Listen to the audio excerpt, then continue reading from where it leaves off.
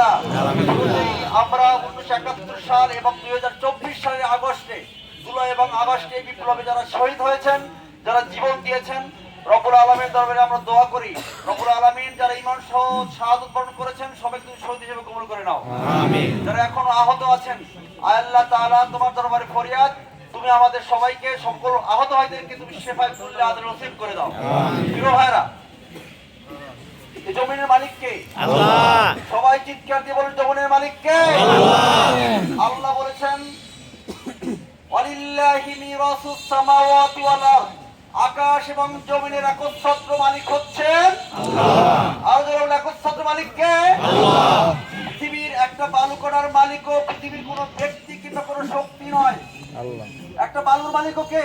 আল্লাহ। অথচ আপনারা দেখেছেন দীর্ঘ 16 বছর একজন মহিলা সে ভেস্কি মেরে বলতো দেশটাকে স্বাধীন করেছে আমার বাবা, অতএব দেশটা আমার, বলে নাই? বলছে। দেশটা আসলে কার? আল্লাহ। বাংলাদেশ নয়, গোটা পৃথিবীর একচ্ছত্র মালিক হচ্ছেন আল্লাহ। জোরে বলেন, একচ্ছত্র মালিক কে? আল্লাহ। আল্লাহর জমিন যদি হয়, এখানে আইন চলবে কার? আল্লাহ। বিধান চলবে কার? আল্লাহ। হুকুম চলবে কার? আল্লাহ। শাসন চলবে কার? আল্লাহ। চলছে কার? মানুষের। জোরে বলেন, কার আইন চলছে? মানুষের। অথচ আল্লাহ বলছেন, ওমাল্লাম ইয়াহকুম বিমা আনজালাল্লাহু ফাউলাইকা হুমুল কাফিরুন ফাসিকুন জালিমুন। আর যারা আল্লাহ প্রদত্ত বিধান অনুযায়ী ফয়সালা করে না, বিচার করে না, রাষ্ট্র চালায় না, সমাজ চালায় না, দেশ চালায় না, তারা কাফের, তারা ফাসিক, তারা জালেম। কে বলেছেন? আল্লাহ। আল্লাহ বলেছেন, যেহেতু আমাদের এই বাংলাদেশ কোরআন দিয়া চলে না, চলে কি চলে না? এখানে আইন কি কোরআন দিয়ে আছে? না। রাষ্ট্র কোরআন দিয়ে চলে? না।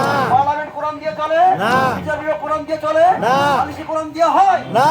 যেহেতু হয় না, অতএব আমার দাড়ি, টুপি, জুব্বা, জামা সব আছে, বাট আল্লাহ রাব্বুল আলামিন 5 নম্বর সূরা মায়েদার 3টা আয়াতে বলছেন, 44, 45 এবং 46 নম্বর আয়াতে বলছেন ওরা কাফের, ওরা ফাসিক, ওরা জালেম।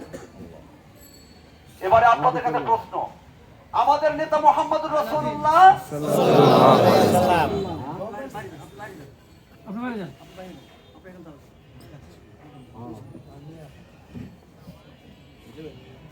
আমাদের নেতাকে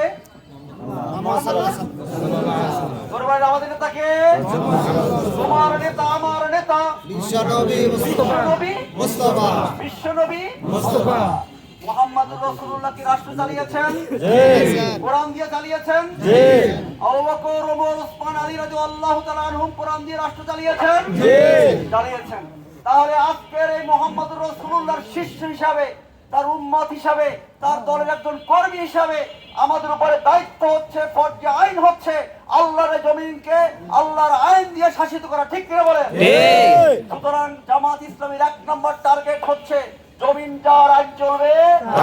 আমরা সবাই একটা স্লোগান বাড়ি, লা ইলাহা ইল্লাল্লাহ মুহাম্মাদুর রাসূলুল্লাহ। লা ইলাহা মানে হচ্ছে কারো আইন নাই, কারো আইন চলবে না, ইল্লাল্লাহ আল্লাহর আইন ছাড়া।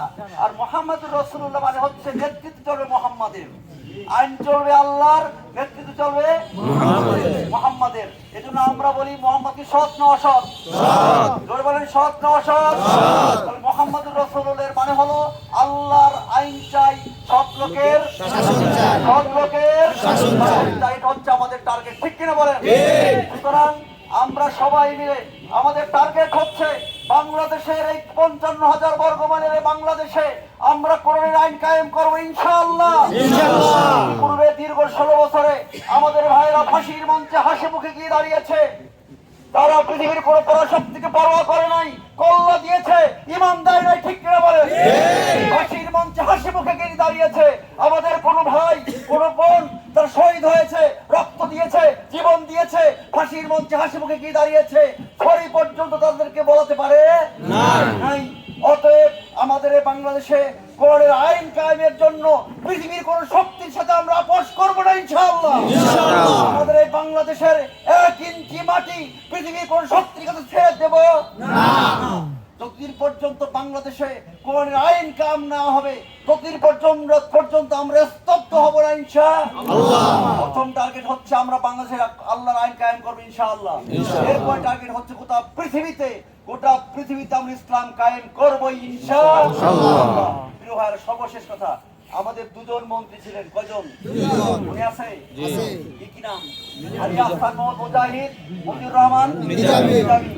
দুজন ভাই মন্ত্রিত্বের দায়িত্ব পালন করেছেন, 5 বছর 3টি মন্ত্রণালয় চালিয়েছেন। এই 5টা বছর তাদের ভিতর থেকে 1 টাকার দুর্নীতি খুঁজে বের করতে পারে না। আল্লাহু আকবার। জোরে বলেন আল্লাহু আকবার। আগামী দিনে আমরা যদি এই পার্লামেন্টে আমরা 151 জন ভাইকে পাঠাতে পারি, আর যদি মন্ত্রী পরিষদে এই সৎ লোকগুলো পাঠাতে পারি, আমাদের বাংলাদেশ হবে একটা জান্নাতি বাংলাদেশ ইনশাআল্লাহ। ইনশাআল্লাহ। সুদ, ঘুষ, হারাম, মদ কিচ্ছু থাকবে না। দেশটা একটা জান্নাতি পরিবেশ তৈরি হয়ে যাবে ইনশাআল্লাহ। সুতরাং আসুন, পৃথিবীর কোনো শক্তিকে আমরা ভয় করবো না। ভারত আমাদেরকে যতই ভয় দেখাক, আমরা কোনো উই প্রকার সার প্রকার ভেস্কিকে আমরা পরোয়া করি না। আমাদের টার্গেট একটাই, আমরা শাহাদাতের নজরা পেশ করব, কিন্তু মাথা নত করবো না ইনশাআল্লাহ। কদিন আগে আমি আমার এক ভাইকে ফোন করলাম, বেলা বলবাড়ি। আমি বললাম, দোস্ত রেডি থাকবা, রেডি থাকবা, ধরো যদি আগ্রাসনের দেশে হামলা চালায় তোমাদেরকে প্রতিহত করতে হবে। আমার সেই বন্ধু আমাকে বলো, দোস্ত আমাদের দরকার নাই, পুরো এই বেনাপোলের এরিয়া, পুরো বর্ডার এরিয়া বাংলাদেশ জামাত ইসলামী, ইসলামী ছাত্র শিবিরদের অতন্ত্র প্রহরীতে বাংলাদেশ গড়িতে ইনশাআল্লাহ।